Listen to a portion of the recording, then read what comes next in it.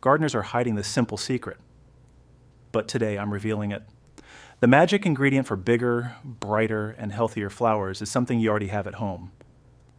Epsom salt. Yep. That same stuff used for baths works wonders in your garden. But how? Let's break it down. Epsom salt is packed with magnesium and sulfur, two vital nutrients that boost chlorophyll production, strengthen cell walls, and help your plants absorb nutrients more efficiently.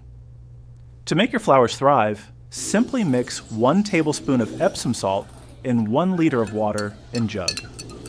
Use this solution once every 2 to 4 weeks.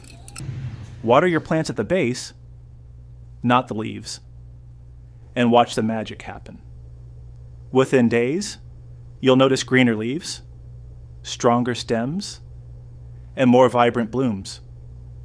Whether you're growing roses, petunias, or even houseplants, this Epsom salt trick works every time. Try it out and let me know your results in the comments. Don't forget to like, subscribe, and share this secret with your fellow gardeners.